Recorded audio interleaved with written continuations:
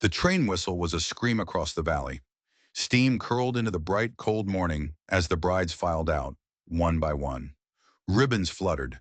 Satin hems swept across the raw wood of the platform. The whole town of Dustin pressed close, hungry to see which rancher would claim which girl. Their laughter and gossip rose thick as flies over spilled sugar. At the very end of the line she stood, the girl no one wanted. Her dress was plain muslin, her shoulders bowed from weeks of being the town's favorite joke. A sharp wind caught her thin veil, and a boy from the crowd darted forward, his face split in a jeer. He yanked the fabric clean from her head, waving it like a trophy while the onlookers roared. She snatched for it, her cheeks burning hot with shame, but she stumbled. The veil fluttered to the boards. It was trampled under a dozen muddy boots as the other brides tittered, pulling their fine skirts away from her. "There she is," someone hissed. "The unwanted one. The shame of the line." She stood trembling, her hands knotted, her eyes fixed on the dirty floorboards. For a moment it seemed she might just shrink and shrink until she vanished entirely. But then the noise changed. The laughter died. It was replaced by a low murmur that rippled through the crowd like wind through dry grass. Heads turned. Everyone looked toward the figure moving slowly, deliberately along the line of brides. He had come to Dustin on quiet feet, a Lakota warrior with a presence that silenced rooms. He was tall, broad-shouldered, his dark braids tied neatly against a leather vest. His eyes were like polished stone, dark and unreadable, as he walked past the hopeful girls. They fluttered their lashes. They smiled their sweetest smiles. Each one waited, praying his gaze would stop on her. He did not pause. He did not even look. One by one, he passed them all. No word, no glance. He walked until he reached the girl with the torn veil, still lying in the dirt. Her hands were trembling as she bent to pick it up, to hide herself again. The crowd went dead silent. The air grew sharp with expectation. And then a gasp broke from a dozen throats at once. The warrior stopped. He stopped right in front of her, his shadow falling long and protective across the platform. She looked up, startled, her lips parted but no sound coming out. He bent down, his movements slow and careful. He lifted the veil from the ground, shook the dust from it, and placed it gently back into her hands. The gasp turned to shocked, angry whispers. "Why her?" a woman muttered, her face pinched with disgust. A man barked, "He passed all the beauties for the unwanted one." The warrior's gaze never left hers. As he straightened, she felt something fierce and steady settle in her chest, as if his presence alone was a shield against their ridicule. He extended his hand. It was a simple gesture, but it carried more weight than any sermon. Her heart pounded against her ribs, a wild drum of disbelief. She placed her small, trembling fingers in his. The ruined veil was clutched tight in her other hand. The murmurs swelled into outrage. Women scoffed. Men sneered. A rival's voice rang out, sharp with venom. "He mocks us all, choosing shame over beauty." But the Lakota warrior didn't answer them. He just turned, her hand held firmly in his, and began to walk. He led her away from the line of stunned brides, and the crowd parted before them as if cleaved by a lightning strike. The whispers followed like snapping dogs at their heels. She clutched the veil to her chest, knowing it was no longer just a scrap of cloth. It was the mark of everything she was, everything she had been denied. As his strong stride carried them away from the platform, the last thing she heard was the sharp hiss of a woman's voice. Unwanted she may be, but now she is his. The platform buzzed like a hive someone had kicked with a boot. The whispers turned to outright jeers as the Lakota warrior led her down the steps. Her hand trembled in his, but he held it firm, as if pouring his own strength right into her bones. Behind them, the line of brides had broken into chaos. Some had pinched faces, twisted with outrage. Others just stared with wide eyes, their fine ribbons and lace forgotten in the shock of what had just happened. "He walked past all of them," someone muttered bitterly. "He chose the shame." Another voice rose, sharp with envy and disbelief. "Does he think himself above us? To spit on the finest girls and claim the scraps?" Men who had eyed him with a cautious respect now let their pride curdle into pure anger. A big rancher with a red face barked out, You dishonor our women, warrior. The town of Dustin won't forget this. Still, the warrior did not answer. His steps were measured, his hands steady on hers, as if their words were nothing but rain sliding off stone. She kept her eyes low, the veil pressed to her chest like a shield. Shame and wonder were at war inside her. Finally, her lips parted, and she whispered, so quiet it was barely a sound. Why me? He glanced down at her. His expression was calm, impossible to read, but his voice when it came was deep and certain. Because they did not see you. He paused, his dark eyes holding hers. I did. The words struck her heart like a spark hitting dry tinder, igniting a warmth that she hadn't felt in years. But the crowd's ridicule only grew sharper. A boy from the mercantile hurled the insult like a rock. Unwanted bride! He can have her! Laughter chased the words like wildfire, cruel and shrill. She flinched, a lifetime of mockery crashing down on her all at once. But the warrior stopped. He turned slowly to face them all. His gaze swept over the crowd, and a ripple of silence spread outwards from him. The laughter died on their lips. He said nothing. He didn't have to. He just let his presence fall heavy on them, his hand tightening on hers as if to remind her, and them, that she was not alone anymore. Then he turned back, guiding her forward again. Every single step was a defiance of the voices snapping at their heels. At the end of the street, they reached a horse tethered to a post. It was a rangy, powerful animal that tossed its head as if it, too, felt the tension in the air. The warrior lifted her with shocking ease, settling her onto the saddle before mounting behind her. His arm came around her waist, a protective band holding her secure against his chest. A fresh wave of gas rose from the street, scandal mixed with a strange fascination. The sight of her, the unwanted one, seated before him like a queen, would be burned into their memories for a long, long time. He'll regret it, a woman hissed from a doorway. All that pride wasted on shame. No, another voice muttered, softer, almost confused. She doesn't look unwanted now. The horse moved, its hooves striking sparks against the frozen mud of the street. The town of Dustin faded behind them, but the weight of its eyes seemed to follow them out onto the prairie. She held the veil tight, her pulse racing, her mind a storm of fear and disbelief. But beneath it all, there was a tiny flicker of something she hadn't felt in years. It was hope. The warrior rode in silence, his chest solid against her back, his breath steady and calm, as if nothing in the world could touch them while he held the reins. Yet she knew the crowd's fury wasn't finished. She knew that humiliation, once stirred up, would not rest until it struck again. As the cold wind whipped past and the prairie stretched wide and empty before them, she whispered into the air, "They will come for us." He answered without a moment's hesitation. His voice was quiet, but it was made of iron. "Let them. You are not unwanted. Not while I breathe." And in that vow, she felt the first fragile threads of courage begin to twine with her fear. But in the distance, the town's whispers still lingered, like the low rumble of thunder before a storm. By the time they reached the small cabin at the edge of the cottonwoods, her hands ached from clutching the torn veil. It was like the cloth alone was holding her together. He dismounted with an easy grace, then lifted her down, his strength steady as her knees shook. The cabin was plain but solid, smoke curling from the stone chimney. It was a life carved from silence and strength, not from splendor. A fresh pang of fear hit her. Was this her home now? A place where the whispers from town would follow her forever? Inside, a fire snapped brightly in the hearth. He set a pot of water to warm without a word, moving with a quiet rhythm, as if this act of sheltering her required no grand ceremony. It was simply what was done. She sat at the small wooden table, the veil spread across her lap. Its edge was frayed, stained with the mud and filth from the platform. The sight of it sent fresh tears blurring her vision.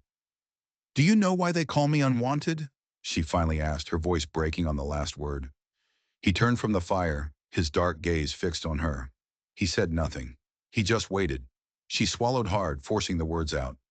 "Because I was promised once, to a man from Dustin, Vernon Hale." Just speaking the name felt like poison on her tongue. But his eye wandered to another girl, a prettier one. "He said I was too plain, too small, too weak to be a rancher's wife. He cast me aside right in the middle of the town square, and the whole town laughed. Her fingers twisted in the fabric, the shame rising fresh and hot with the telling. Ever since then, I've been the girl no one chose. That veil, it was meant to hide me, to make me less of a spectacle. But today they ripped it off, and I thought I would die from their laughter. The warrior crossed the room in 3 long strides and crouched beside her chair, his eyes now level with hers. His voice was low and steady, a weight that seemed to settle her trembling heart. A veil cannot hide dignity, he said. They mocked you because they are blind, not because you are plain. He reached out and touched the fabric lightly, his calloused fingers brushing the frayed edge. This is not shame. He looked from the veil back to her eyes. It is proof, proof that you endured. She blinked, startled. The word felt foreign after years of being called worthless. Proof? He nodded once, a sharp, certain movement. You stood. You still stand. For the first time, she looked at the veil differently, not as a symbol of rejection, but as something that had weathered the cruelty right alongside her. The fire cracked loudly, making shadows dance on the rough-hewn walls. For a single heartbeat, she felt almost safe. But the moment was shattered by the thunder of hooves outside. Voices, rough and loud, carried through the dark. She froze, clutching the veil tighter, while the warrior's jaw hardened into a line of granite. He stepped to the door, peering out into the night for a moment before shutting it with a firmness that rattled the frame. They watch, he said, his voice clipped and sharp. Hale's men. They will test you again. Fear, cold and familiar, flooded her. The echo of the laughter at the station was still raw in her ears. She whispered, I cannot bear it. I can't bear to have it torn from me again. He turned to face her, his expression fierce yet strangely calm. Then they will find my hand between theirs and you. She trembled, her heart racing like a cornered rabbit. But when she looked at him, she saw no doubt in his eyes, only the iron certainty of a man who had made his choice and would not bend. She touched the veil again, her fingers softer this time, and though her hands still shook, a spark flickered to life deep inside her. Perhaps, she thought, the veil would not always be a mark of her shame. Perhaps in his hands it could become something else. Perhaps it could become her crown. And though the hoof beats faded into the distance, she knew. She knew the next tearing would come not from the cloth, but from the very fabric of her courage. And when it did, the warrior's vow would be tested before the eyes of all. 2 days later, the town square swelled with voices. Wagons were lined up tight along the road as folks gathered for market day. But the talk wasn't about the price of grain or cattle. Every single eye in that square turned when the Lakota warrior rode in with her, seated before him, the torn veil folded neatly in her lap. The whispers started instantly, buzzing like angry hornets. Women clutched their shawls tighter, as if her presence might contaminate them. Men sneered openly, as though his choice had personally shamed every last one of them. There she is, the unwanted, someone muttered loud enough to hear. And look at him, parading her around like some kind of prize. She could feel the heat of their stares burning right through her dress. Her fingers gripped the folded veil until her knuckles turned white. But the warrior dismounted, his movements calm and sure. He lifted her down with a steadiness that seemed to make the crowd falter for a second. He placed her hand on his arm and began to walk toward the market stalls, his stride unhurried, as if daring any man to stand in their path. A group of ranchers near the town well leaned close together, their laughter carrying sharp and clear across the square. He passed 20 beauties for a cast-off, one of them spat into the dirt. Lakota pride or Lakota folly? Another one smirked. A third man added, his voice dripping with malice, maybe he took her because no white man would. The words cut deep, and the old shame pressed down on her chest like a physical weight. Her head started to bow, but before it could, the warrior stopped. He turned his gaze on the group of ranchers. Silence fell as he just stood there, his eyes as hard as river stones. One by one, the ranchers looked away, their bravado crumbling under the sheer force of his calm defiance. He hadn't said a single word, yet the quiet he left behind spoke louder than all their insults combined. She drew a shaky breath, her heart starting to steady. But the reprieve was short-lived. Vernon Hale stepped out of the mercantile, his broad hat tipped low, his smile as sharp and cruel as a skinning knife. "Well now," he drawled, his voice carrying across the square, "the unwanted bride walks proud at last. But pride borrowed from another man's shadow won't keep you warm for long, girl." The crowd tittered, eager for a spectacle. She stiffened, clutching the veil to her chest. But the warrior simply placed a hand over hers, his touch grounding her. His voice was steady and deep. "Her shadow is her own," he said, his eyes locked on Hale. "Mine only shields it." Hale's eyes narrowed, his pride pricked. He took a step closer, raising his voice so everyone could hear. "What kind of man parades shame and calls it honor? You shame this town, warrior. You shame us all." Murmurs of agreement rippled through the crowd, though they were softer now, uncertain. The warrior's gaze did not waver for an instant. "I passed the brides because I did not seek vanity," he said, his words hanging heavy in the cold air. "I sought truth, and I found it in the one you cast aside." His words silenced even those who were most eager to mock. But Hale's sneer only deepened. His eyes flicked to the veil in her hands. "Then we'll see if that truth of yours keeps you warm when the veil falls again." The threat slithered into her bones, and fear tightened its icy grip around her throat. She knew, with a terrible certainty, that the veil was not finished with her yet. She felt its weight like a chain, fragile and frayed, but somehow more precious than ever before, because he had been the one to lift it from the dirt and place it back in her hands. As they left the square, the crowd's whispers followed them, sharp as spurs. And though the warrior's stride remained steady and unbroken, she could feel the storm gathering on the horizon. The veil would be torn again. Vernon Hale had promised it. And when it happened, she wondered if she would have the strength to stand, or if this man, this warrior who had chosen her against the entire world, could possibly hold the weight of her shame a second time. The storm broke sooner than she could have ever feared. That Sunday, the townsfolk gathered outside the church. Bonnets and hats bobbed in the cold air, and the faint sound of hymns spilled out from the open doors.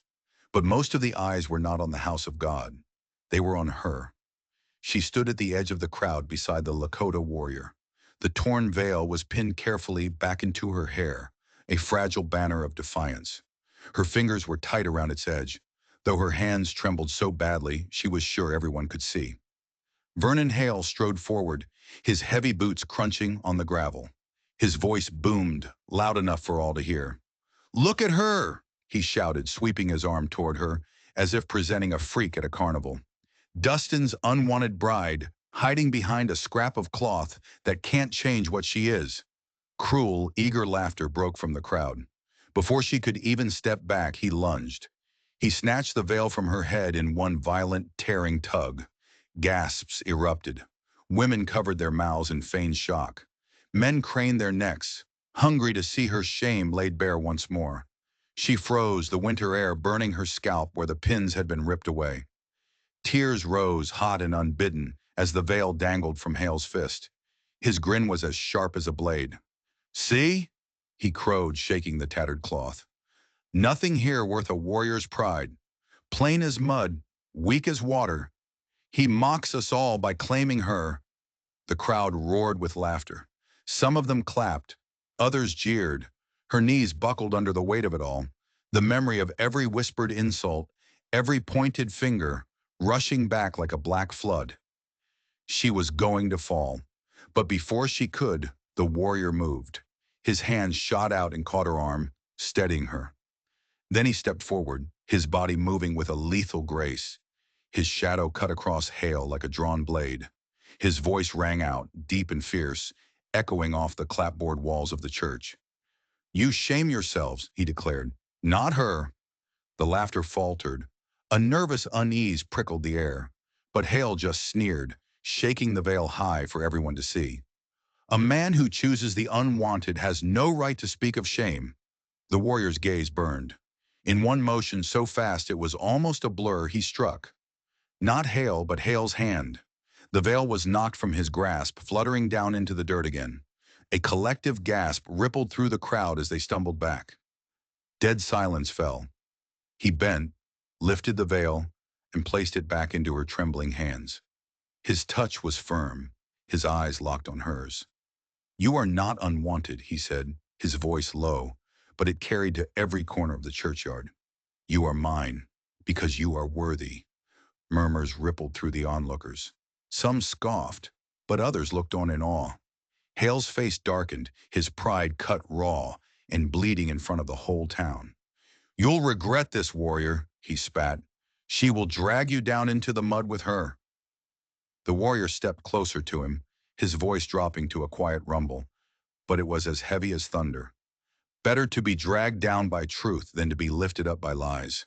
Hale actually recoiled, fury twisting his face into an ugly mask. But the crowd's stunned silence left him no victory. He turned on his heel and stormed away, his men trailing behind him like beaten dogs. His threat, however, hung sharp and poisonous in the air. She clutched the veil to her chest, her tears finally spilling. But they weren't tears of shame this time. They were tears from the overwhelming weight of being defended so fiercely, so boldly. For the first time, she felt the fabric not as a curse, but as something sacred.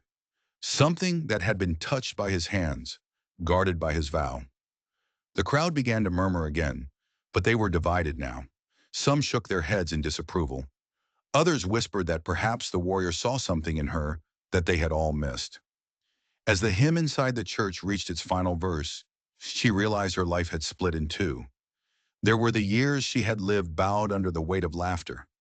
And then there were the years that would follow, walking beside a man who refused to bow to anyone. Yet beneath the fragile, budding hope, fear still coiled like a snake. Vernon Hale's pride had been wounded in front of all of Dustin, and men like him did not bleed without hungering for revenge. The week that followed the churchyard humiliation turned the town of Dustin into a simmering cauldron. The voices were divided, split sharp right down the middle. At the mercantile, some women muttered that the Lakota warrior had ruined the town's natural order. He had chosen the one no man wanted, and now she walked around proud, her torn veil stitched up and worn like a banner of defiance. It was indecent, they said. Yet others whispered quieter, almost in secret, that perhaps there was a strength in her they had never noticed before. They said the way he had placed the veil back into her hands. It had been a kind of crowning, a ceremony no minister could ever match. Children stared openly when she passed, some with simple curiosity, others repeating the sneers they'd heard from their parents. But she kept her head high, walking beside him, though her fingers never strayed far from the fabric of the veil clutched against her chest. His name was Elias Redfeather. The town rarely spoke it aloud. He moved through the streets as if none of their whispers could touch him. His stride was steady, his gaze direct, meeting the eyes of any man who dared to look. He bought their supplies, spoke only the words that were necessary, and then returned to the quiet cabin with her at his side. But beneath his calm exterior, she could feel the tension in his silence. It was the coil of a man bracing himself for what he knew must come. One evening, as the sun dipped behind the cottonwoods, painting the snow in hues of blood and fire, she laid the veil across the table. She whispered, "You can't fight a whole town, Elias." He was setting kindling in the hearth. He finished, then straightened, his eyes steady on hers. "I won't fight a town," he said. "I'll fight the man who stirs it." She shivered, knowing he meant Hale, knowing too that pride, once cut, creates wounds that men will bleed for. "What if he tears it again?" she asked, her voice breaking as she touched the frayed, stitched edge. "What if I break?" Elias stepped close, so close his shadow fell over her. He lifted her hand gently from the table, so the veil lay between both their palms. "Cloth tears," he said, his voice quiet, but solid as the earth. "You don't." His words steadied her more than any shout ever could. Still, the whispers found their way to her ears, like poison seeping through the cracks. At the well, a matron scoffed just loud enough for her to hear. "He'll tire of carrying his pity around." At the smithy, a boy laughed. "Veil or no veil, she'll always be the unwanted one." But there were other words too, softer words, slipping through the cracks in the wall of hatred like sunlight through shutters. She stood tall when he faced down Hale. "Maybe unwanted doesn't mean unworthy." Those murmurs were what carried her through the days, even as Hale's men started loitering on street corners. their laughter always a little too loud, their eyes lingering on her for a little too long whenever she passed. The town square felt like a stage, and she was the performer, forced to walk across it every day. Every step was measured under dozens of watchful eyes, the veil both her shield and her target. One night she dreamed it was torn again, shredded to ribbons in hands she couldn't see. But she woke with a start to find Elias beside her in the quiet dark, his arm across her, his breathing slow and steady, as if he were guarding her even in her sleep. And in that silence she realized the weight of the veil had changed. It was no longer just a mark of her shame. It was a challenge daring her to prove that she was more than the cruel names they hurled at her. But the storm had not broken. It had only been gathering its strength. Hale's pride had been cut down in front of the church, and men like him do not lick their wounds in peace. As dawn broke the very next morning, a rider carried word through the streets of Dustin. Vernon Hale had called for a gathering at his ranch. He promised the whole town they would see the truth, unmasked, once and for all. She clutched the veil, her heart starting to race. She knew the hour of breaking was about to arrive, and she wondered if even Elias's iron vow could hold against the fury that was looming on the horizon. The day of Hale's gathering dawned sharp and brittle. The air was so cold it hurt to breathe, and the snow crunched hard beneath the wagon wheels as the townsfolk streamed toward his ranch. The word had spread like fire through dry grass. Hale was going to prove the Lakota warrior's choice was a mockery. He was going to tear down what little dignity the unwanted bride had managed to gain. She rode beside Elias, the veil folded neatly in her lap. Her fingers were tight against the fabric, every bounce of the saddle echoing the frantic thrum of her heart. From every wagon they passed, eyes turned to stare. Some were filled with a cruel pity, others were sharp with a hungry need for spectacle.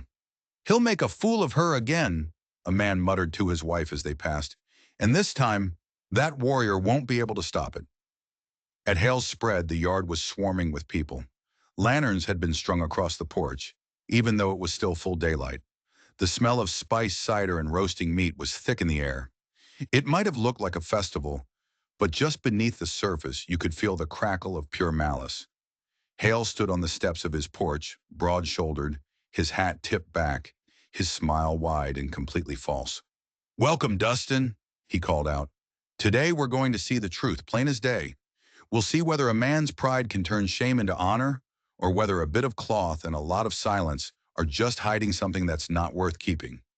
Laughter rose up, brittle and sharp. All eyes swung to her as she slid from the saddle, Elias steadying her with a hand on her elbow.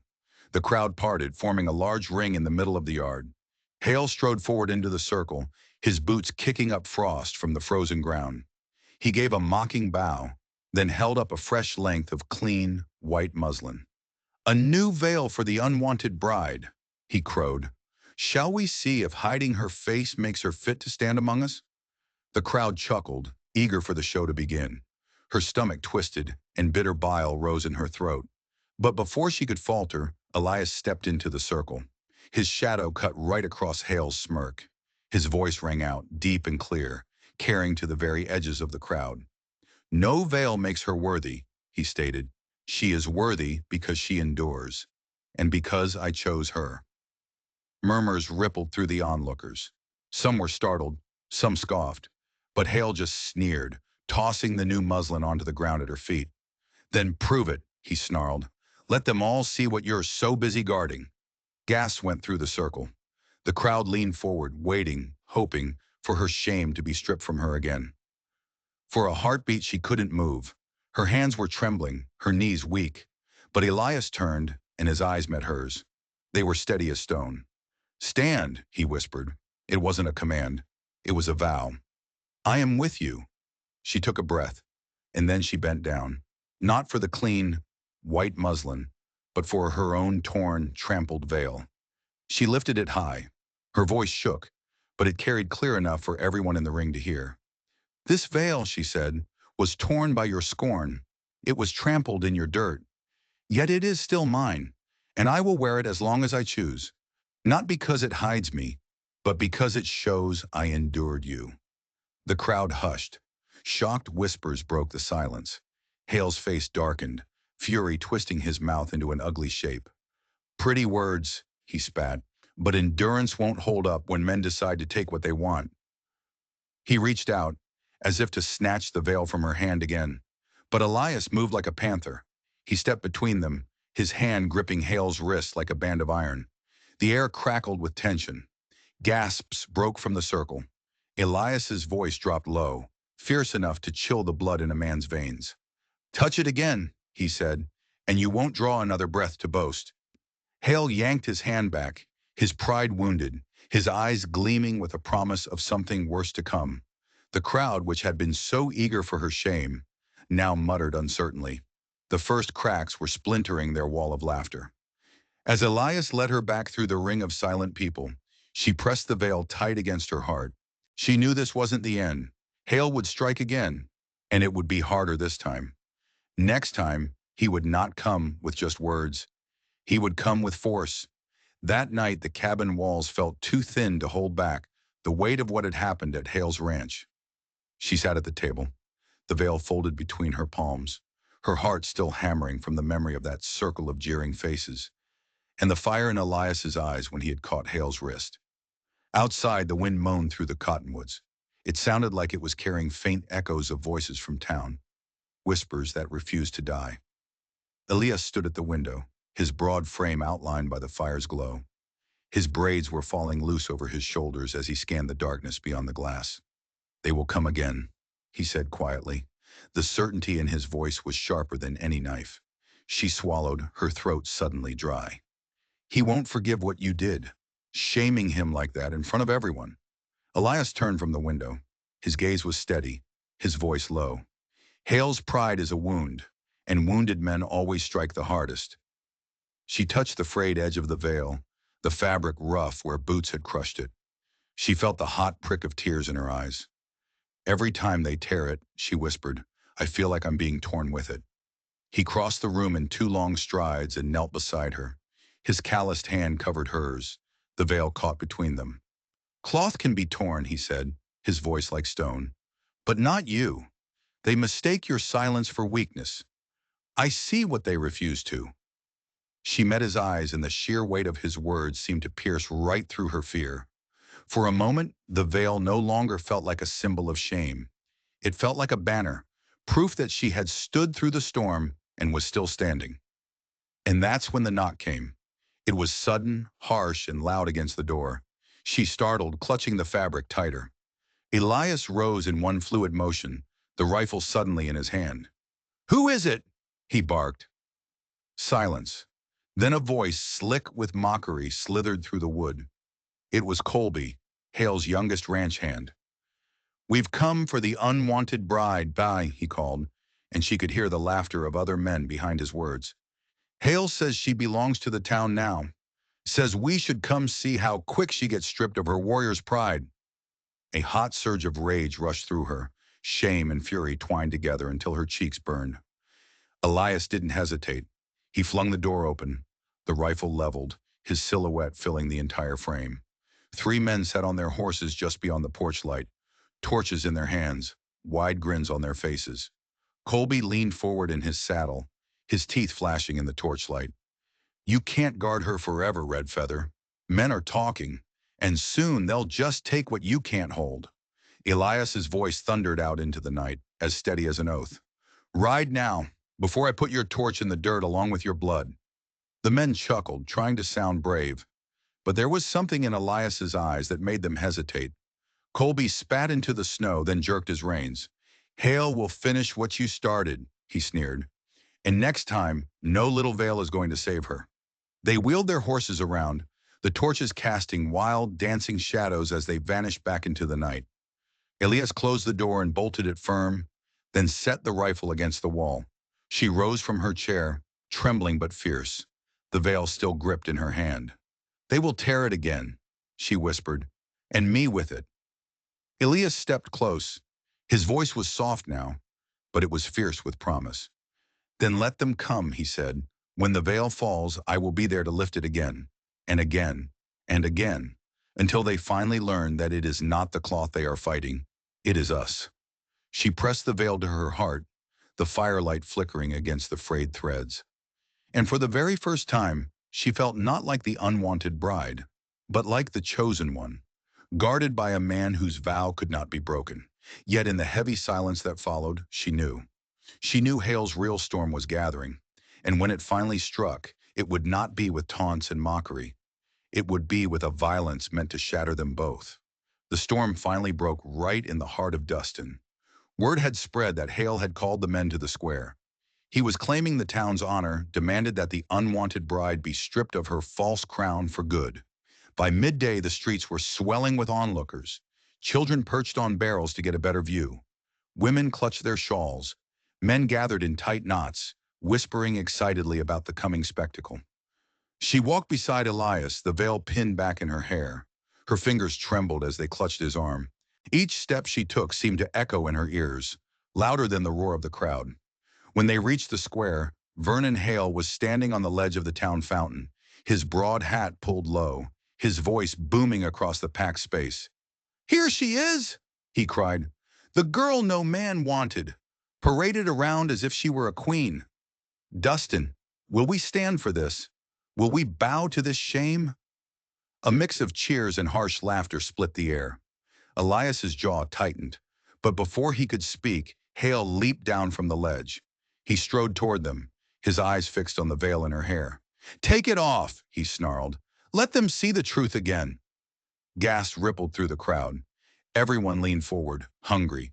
She froze, her heart pounding in her chest, her breath coming in shallow gasps. Hale's hand shot out to grab the veil, but Elias caught his wrist mid-strike. He twisted hard until the bigger man hissed in pain. The entire square fell silent. The only sound was the struggle between the two men. Elias's voice thundered. "No man tears from her what she guards.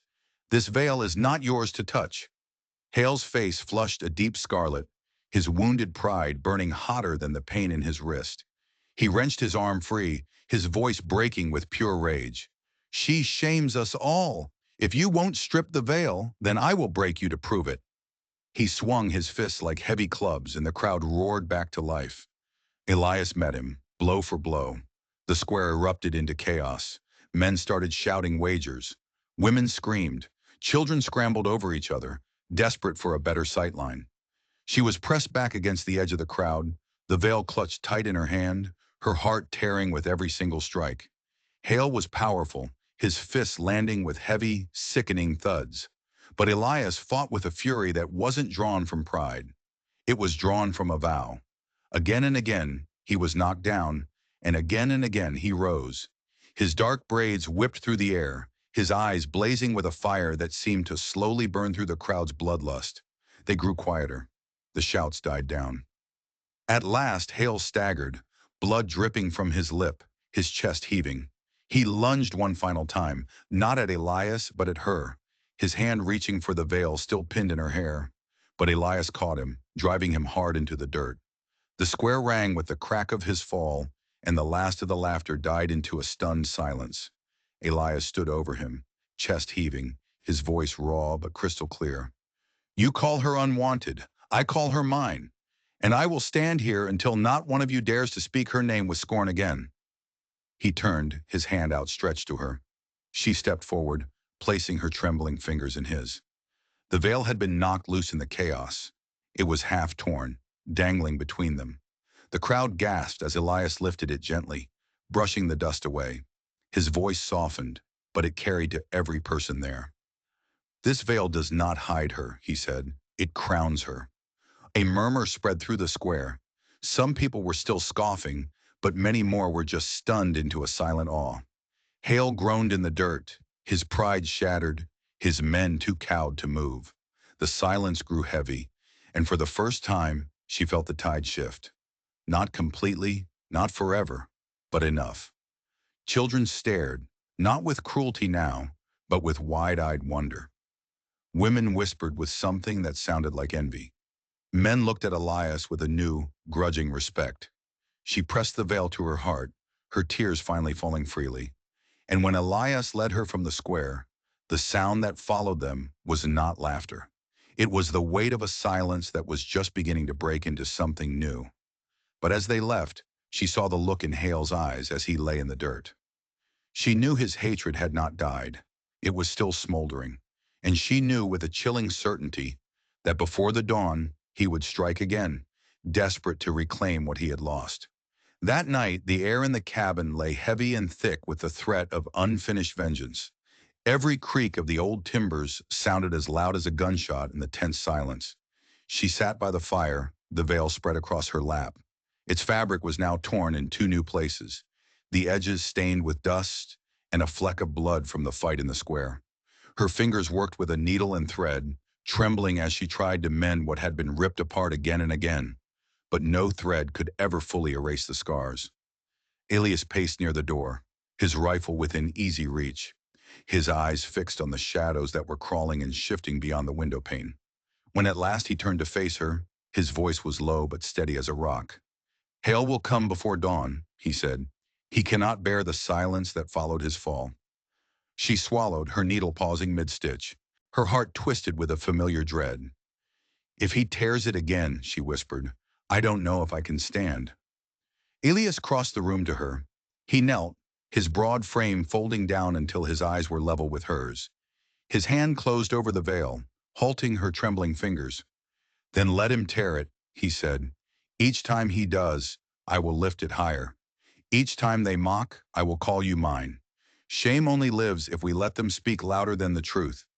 Tears blurred her vision, but a powerful warmth surged through her chest at the strength of his vow. Before she could answer, the sound came. Hoofbeats in the night, the bobbing glow of torches filtering through the cottonwood trees. Men's voices, sharp and angry, carried on the wind. Elias rose, rifle in hand, his shadow stretching long and dark across the walls. She clutched the veil, her pulse hammering against her ribs as the riders drew up to the gate. Vernon Hale's voice thundered, ragged with fury. "Come out, warrior! Tonight Dustin takes back its pride." The door shuddered under the heavy weight of fists, but Elias didn't wait. He flung it open, stepping out into the yard with the rifle leveled. The torchlight lit his face, making it look like it was carved from stone, his dark braids gleaming like fire. "Pride?" he called out, his voice ringing with contempt. "You lost your pride when you trampled truth beneath your boots." Hale snarled, lunging forward. But Elias fired a shot into the air. The crack of the rifle split the night. Horses reared and the men shouted in alarm. A sharp silence fell in the echo. Hale spat on the ground, his voice breaking. "You can't keep her. She was unwanted before you ever came. And she'll be unwanted when you're gone." And from the shadows of the porch, she stepped forward. The veil was clutched in her hands. Her knees were trembling, but her voice rose, strong enough to carry over the crackle of the torches. "You call me unwanted," she declared, her eyes finding Hale in the crowd. "But he walked past every beautiful bride for me. He lifted this veil from the dirt when you tried to grind me into it. You cannot make me less by tearing a piece of cloth. I am chosen, and I am his." She lifted the veil high. Its scars and stitches caught the torchlight, looking like silver threads woven into the fabric. It was no longer a mark of her shame. It was a banner of defiance. The mob hushed, the riders shifting uneasily in their saddles. Hale's fury seemed to crack, his rage faltering against the unexpected weight of her words. He let out a roar and charged, his hand outstretched to snatch the veil one final time. But Elias struck first. His fist crashed into Hale's jaw, a solid final blow that sent the big man sprawling backward into the snow. The torches sputtered as his men faltered, their bravado finally broken by fear. No one moved to help their fallen leader. The warrior took the veil from her hands. He raised it high before the silent crowd, his voice thunderous and final. "This veil is not torn. It is whole, because she stands, and I stand with her." The silence deepened, broken only by the crackle of the torches and Hale's groans from the dirt. One by one, the riders began to turn their horses, melting back into the darkness, leaving their leader broken and beaten in the snow. Elias lowered the veil. He placed it gently back into her hands, his touch almost reverent. She pressed it to her heart, tears streaming freely down her face now. But they were not tears of shame. They were tears of victory. As dawn crept over the horizon, painting the sky in soft shades of gray and pink, the veil hung in the cabin window. It was tattered, stitched, and scarred, but it was proud. It was a banner, not of concealment, but of a love that had faced the storm and had endured. If you enjoyed this story, don't forget to like, share, and subscribe for more true-hearted tales from Echoes of the West. If your own veil was torn before a crowd, would you let it mark your shame, or would you lift it as your crown?